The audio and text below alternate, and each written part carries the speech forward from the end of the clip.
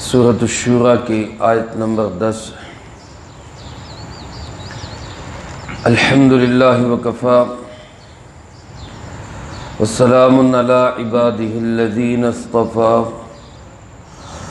خصوصا علی سید الرسل وخاتم الانبیاء وعلی آلہ واصحابہ الاتقیاء۔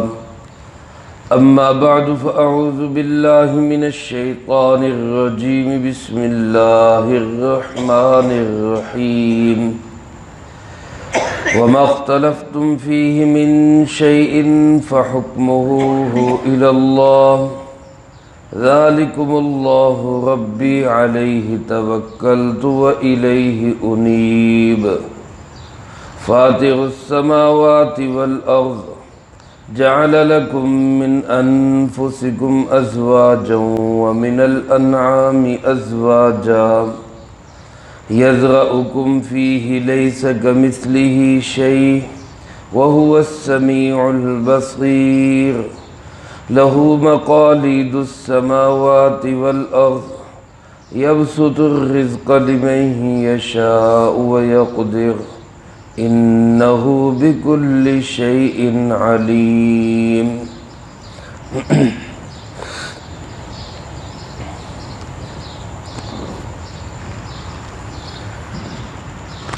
ان آیات مبارکہ میں اللہ رب العالمین نے اپنی توحید کو، اللہ کے ایک ہونے کو ایک مختلف انداز سے بیان فرمایا ہے، اور اختلاف کرنے والوں کے لیے ایک بہت بڑی حکمت کو بھی ارشاد فرمایا ہے۔ مشرکین عرب جناب محمد کریم خاتم النبیین صلی اللہ علیہ وسلم کے ساتھ بہت سارے اختلافات اور نظریات میں، عقائد میں شدید اختلاف رکھتے تھے۔ بالخصوص اللہ کے ایک ہونے میں ان کو بہت زبردست اختلاف تھا۔ میرا آپ کا، ہر مسلمان کا قرآن و سنت کا یہ عقیدہ جو ہمیں بتلایا گیا ہے وہ یہ ہے کہ اللہ ایک ہے، اس کا کوئی ساجی اور شریک نہیں ہے۔ میرے محترم دوستو، شرک کی ایک صورت یہ ہوتی ہے کہ انسان اللہ کی صفات بندوں کے اندر مانے، جیسے اللہ وہ ہر جگہ حاضر ناظر ہے، کوئی انسان کسی بندے کو بھی ایسا ہی سمجھے۔ عالم الغیب صرف کون ہے؟ اللہ ہے، کوئی کسی بندے کو عالم الغیب سمجھے۔ مشکل کشا، حاجت روا، بگڑی بنانے والا، مسئلے حل کرنے والا، یہ ساری صفات کس کی ہیں؟ اللہ رب العالمین۔ اب اگر یہی صفات کوئی کسی بندے کے اندر سمجھے، کسی بھی شخص کے اندر سمجھے، تو یہ بھی شرک ہے۔ ایک شرک کی دوسری صورت ہے جس کو تشبیہ کہا جاتا ہے۔ تشبیہ کا معنی یہ ہے کہ بندوں کی بعض صفات اللہ کے اندر ماننا، بلکہ یوں کہہ لیں کہ صفات نہیں، بندوں کی بعض کمیاں کمزوریاں اللہ کے اندر ماننا۔ اللہ تو صفات والا، اللہ میں تو کوئی کمی اور نقص اور کمزوری نہیں۔ اولاد کا ہونا یہ بندوں کے لیے ہے، اللہ کے لیے نہیں ہے، اور بندوں کے لیے یہ خوبی نہیں بلکہ یہ ایک نقص ہے، ایک عیب ہے۔ اللہ کے حق کے اندر اگر اللہ کے لیے ہم کسی کو کہیں کہ فلاں اللہ کا بیٹا، فلاں اللہ کی بیٹی، تو گویا کہ اللہ کے لیے ہم نے کوئی کمی بیان کر دی۔ اب یہ بھی ایک شرک ہے۔ اولاد بندوں کی ہوتی ہے، اولاد انسانوں کی ہوتی ہے، اولاد جانداروں کی ہوتی ہے۔ اگر کوئی انسان جو ہے وہ اللہ کے متعلق کہے اللہ کا بیٹا ہے، فلاں اللہ کی بیٹی ہے، تو یہ بھی ایک طرح کا شرک ہے، اس کو تشبیہ کہا جاتا ہے۔ ان آیات مبارکہ میں اللہ پاک نے خاص طور پہ اس صورت کی تردید فرمائی کہ یہ بھی غلط ہے۔ اللہ پاک ارشاد فرماتے مختلفتم فیہ من شیء، جن چیزوں کے اندر تمہیں اختلاف ہو جاتا ہے، وہ اختلاف چاہے عقائد و نظریات میں ہو، وہ اختلاف چاہے عبادات میں ہو، وہ چاہے اختلاف معاملات کے اندر ہو، کسی بھی معاملے میں کوئی بھی اختلاف ہو، فرمایا فَحُكْمُهُ إِلَى اللَّهِ، اس کا حکم کس کے سپرد ہے؟ اللہ کے سپرد۔ ایک صورت اس کی یہ ہے کہ ہر اختلاف کا فیصلہ اللہ ہی کرے گا۔ دنیا میں کوئی انسان کسی کو فیصلہ کرنے کا حق نہیں رکھتا۔ مثال کے طور پہ ہمارے ہاں بعض لوگ کہہ دیتے فلاں جنتی فلاں جہنمی، یہ فیصلہ کرنا ہمارا کام نہیں، یہ فیصلہ کرنا کس کا کام ہے؟ اللہ کا کام۔ روایات میں آتا ہے کہ اما جان سیدہ عائشہ صدیقہ رضی اللہ تعالیٰ عنہ نے ایک چھوٹا بچہ جو فوت ہو گیا، اس چھوٹے بچے کے متعلق فرمایا عصفور من عصافیر الجنہ، یہ چھوٹا بچہ تو جنت کے پرندوں میں سے ایک پرندہ ہے۔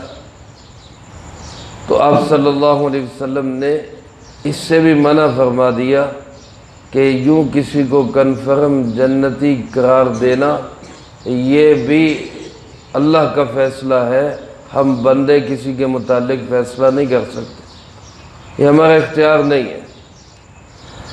اسی طرح اگر کوئی شخص دنیا کے اندر کسی بھی معاملے میں جھگڑا کرتا ہے، اختلاف کرتا ہے، آپس میں کوئی اختلاف ہو جاتا ہے، تو اختلاف سے بچنے کا بہترین حل یہ ہے کہ اس اختلاف کو اللہ کے سپرد کر دیا جائے، یعنی فیصلہ اللہ کا مان لیا جائے کہ بھئی اللہ پاک جو فیصلہ کر دے ہمیں وہ منظور ہے۔ اور اللہ پاک کے فیصلے کا مطلب کیا ہے؟ کہ قرآن و سنت کا جو فیصلہ ہو۔ تو ایک تو اس آیت مبارکہ کا تقاضا یہ ہے کہ ہمیں اپنے باہمی اختلافات کے اندر آخری فیصلہ شریعت کے فیصلے کو بنانا چاہیے۔ علماء نے لکھا ہے کہ عام آدمی جو قرآن و سنت کے دلائل کو نہیں سمجھتا، اس کے حق میں کسی باشرع عالم دین کا فتویٰ یہ حکم شرعی ہے، یہ اللہ کا حکم ہے، یہ قرآن کا حکم ہے، یہ رسول اللہ صلی اللہ علیہ وسلم کا حکم ہے، کیونکہ فرمایا اطیعوا اللہ واطیعوا الرسول واولی الامر منکم، اللہ کی اطاعت کرو، اللہ کے رسول صلی اللہ علیہ وسلم کی اطاعت کرو، اور جو تمہارے درمیان اولی الامر ہوں۔ اولی الامر سے مراد حاکم بھی ہو سکتے ہیں اور اولی الامر سے مراد علماء بھی ہو سکتے ہیں۔ حکم شرعی جو بھی ہو جائے اس کو تسلیم کرو۔ اور ایک اس سے آیت مبارکہ کی وضاحت یہ ہے کہ یہاں دنیا میں جھگڑا کرنے کی ضرورت نہیں ہے، اپنا عقیدہ نظریہ کسی پہ ٹھونسنے کی ضرورت نہیں ہے، بیان ضرور کرو، بتلاؤ ضرور، خوبیاں ضرور آگاہ کرو اس سے لوگوں کو، لیکن فیصلے کا اختیار کس کو دے دو؟ اللہ کو، کہ جو بھی آخرت میں فیصلہ وہ کر دے وہی اللہ کا فیصلہ ہے۔ فَحُكْمُهُ إِلَى اللَّهِ، فرمایا ذالکم اللہ ربی، یہ ہے وہ اللہ جو میرا پروردگار ہے، علیہ توکلت، اسی پہ میں بھروسہ کرتا ہوں، وَإِلَيْهِ أُنِيبُ، اور اسی کی طرف میرا رجوع ہے۔ یہ اللہ ہے، اس اللہ پہ ہمیں ہر وقت بھروسہ رکھنا چاہیے، اور اسی اللہ کی طرف ہر معاملے کے اندر ہمیں رجوع کرنا چاہیے۔ جب بھی دنیا کے اندر کوئی مسئلہ ہمارے لیے درپیش ہو، کوئی مشکل پیش آ جائے، کوئی پریشانی بن جائے، تو ہمارا بھروسہ کس کی ذات پہ ہونا چاہیے؟ اللہ کی ذات، اور ہمارا رجوع بھی کس کی طرف ہونا چاہیے؟ اللہ ہی کی طرف، کہ مسئلے حل کرنے والا صرف اور صرف کون ہے؟ اللہ ہی ہے۔ پریشانیاں دور کرنے والا بھی اللہ، مشکلات سے نجات دینے والا بھی اللہ، دکھوں بیماریوں کو دور کرنے والا بھی اللہ ہے۔ تمام کے تمام حالات کس کے ہاتھ میں ہے؟ اللہ ہی کے ہاتھ میں۔ تو وہ الیہ انیب، ہر حال کے اندر ہمارا رجوع بھی کس کی طرف ہونا چاہیے؟ اللہ ہی کی طرف ہونا۔ فرمایا فاطر السماوات والارض، وہ اللہ ہے جو آسمان و زمین کا فاتر ہے، صرف خالق نہیں، خالق بھی وہی، خالق کا معنی بنانے والا، فاتر کا معنی بھی پیدا کرنے والا، بنانے والا، لیکن خالق چیز سے چیز کو بنانے والے کو کہا جاتا ہے، اور فاتر جو بغیر چیز کے چیز کو بنائے۔ کچھ بھی نہیں تھا تو سب کچھ کس نے پیدا کیا؟ اللہ پاک نے۔ اس ذات کو کہا جاتا ہے فاتر، آسمان و زمین کو از سر نو نئے سرے سے پیدا کرنے والا۔ فرمایا جعل لکم من انفسکم ازواجا، اسی اللہ نے تمہارے لیے خود تمہارے نفسوں سے جوڑ بنائے۔ انسان آدم علیہ السلام، پہلے انسان آدم علیہ السلام کی ہی بائیں پسلی سے اللہ نے حضرت سیدہ حوا علیہ السلام کو پیدا کیا۔ تمہارے اندر سے ہی اللہ نے تمہارا جوڑ پیدا کر دیا۔ وَمِنَ الْأَنْعَامِ أَزْوَاجًا، اور اللہ فرماتے چوپایوں میں، مویشیوں میں، جانوروں میں بھی اس اللہ نے ازواج بنائے، جوڑے بنا دی۔ ہر چیز کائنات کے اندر جوڑا جوڑا ہے، جاندار بھی جوڑا، مادہ اور نر، اور بے جان چیزوں کو بھی اللہ نے اس کا کوئی نہ کوئی مد مقابل رکھا ہے۔ خوشی ہے تو اس کے مقابلے میں غم بھی ہے، اگر دکھ تکلیف ہے تو اس کے مقابلے میں سہولت و آسانی بھی ہے، رات ہے تو دن بھی ہے، اچھے حالات ہیں تو برے حالات بھی ہیں۔ یہ ساری چیزیں، ہر چیز کا کوئی نہ کوئی ضد، کوئی نہ کوئی مد مقابل ہے۔ ضد، ند، مد مقابل اور شرک سے پاک صرف کون ہے؟ اللہ رب العالمین۔ تمہیں اس اللہ نے تم سب کے جوڑے بنائے۔ یزرعکم فی، اسی نے تمہیں زمین کے اندر پھیلا دیا۔ زمین میں تمہیں بکھیرنے والا بھی کون ہے؟ اللہ ہے۔ ایک آدم علیہ السلام تھے، ایک انسان، پہلا انسان ایک، اب اس ایک انسان سے اسی کا جوڑا بنا کے آج دنیا کے اندر 7 ارب سے زائد انسان، یہ ساری زمین کے اندر کس نے پھیلا دیے؟ اللہ رب العالمین۔ اللہ پاک فرماتے لیس کمثلہ شیء، اس جیسا کوئی بھی نہیں۔ یہ تشبیہ کا انکار ہے۔ جو لوگ کہہ دیتے ہیں کہ جی وہ فلاں بھی اللہ کی طرح ہے یا اللہ کی صفات اس کے اندر ہے، اللہ فرماتے ہیں اللہ جیسا کوئی بھی نہیں ہے، اللہ جیسا کوئی بھی نہیں، نہ اس کی کوئی مثل ہے، نہ اس کی کوئی مثال ہے، نہ اس کی کوئی نظیر ہے، نہ اس کا کوئی ند ہے، نہ اس کا کوئی شریک ہے۔ وحدہ لا شریک لہ، وہ صرف اور صرف کون ہے؟ اللہ۔ سارے مل کے بولو کون ہے؟ اللہ۔ فرمایا اس کا کوئی ساجی شریک، اس کا مثیل، اس جیسا کوئی ہے ہی نہیں۔ وَهُوَ السَّمِيعُ الْبَصِيرُ، اور وہی اللہ ہے جو سننے والا بھی ہے اور دیکھنے والا بھی ہے۔ انسانوں کے ہر عمل کو دیکھ بھی رہا ہے، انسانوں کے ہر قول کو وہ سن بھی رہا ہے۔ علماء مثال دیتے ہوئے فرماتے کہ سیاہ کالی رات کے اندر کالے پتھر کے اوپر ایک کالے رنگ کی چھوٹی سی چیونٹی چل رہی ہو تو میرا اللہ اس چیونٹی کی حرکت کو دیکھ بھی رہا ہے، اور اس چیونٹی کی حرکت کی جو آواز ہے اس آواز کو اللہ سن بھی رہا ہے۔ اس طرح اللہ سمیع و بصیر ہے کہ کوئی چیز اللہ کی ذات سے چھپی ہوئی نہیں ہے۔ فرمایا لہو مقالید السماوات والارض، آسمان و زمین کے تمام خزانوں کا مالک حقیقی وہ صرف کون ہے؟ اللہ رب العالمین ہے۔ فرمایا یبسط الرزق لمن یشاء ویقدر، وہ جس کے لیے چاہتا ہے رزق کشادہ کر دیتا اور جس کے لیے چاہتا ہے رزق تنگ کر دیتا ہے۔ میرے محترم دوستو، یہ رزق کی تقسیم اس اللہ نے اپنے ہاتھ میں رکھی۔ رزاق عالم کون ہے؟ اللہ ہے۔ قرآن کریم میں اللہ پاک دوسری جگہ ارشاد فرماتے ہیں اگر یہ رزق کی تقسیم بندوں کے ہاتھ میں ہوتی تو پھر بندے تو کنجوسی کی وجہ سے کسی پہ کچھ بھی خرچ نہ کرتے، لیکن یہ رزق کی تقسیم اللہ نے کس میں رکھی ہے؟ اپنے ہاتھ۔ فرمایا صبح جب ہوتی ہے تو 2 فرشتے اعلان کرتے، ایک فرشتہ اعلان کرتا ہے یا اللہ خرچ کرنے والے کو بدل عطا فرما، خرچ کرنے والے کو بدل عطا فرما۔ دوسرا فرشتہ یہ دعا کرتا ہے کہ یا اللہ روک کے رکھنے والے کا مال ختم کر دے، جو روک کے رکھتا ہے اس کے مال کو ضائع کر دے۔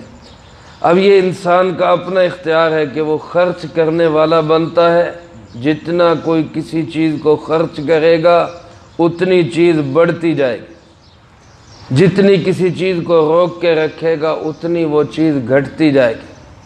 کوئی انسان خوشیاں بانٹے اللہ اس کو خوشیاں اور دیتا ہے، کوئی انسان علم تقسیم کرے اللہ اس کے علم میں اضافہ کرتا ہے، کوئی انسان مال و دولت خرچ کرے اللہ اس کے مال و دولت میں اور اضافہ کرتا ہے۔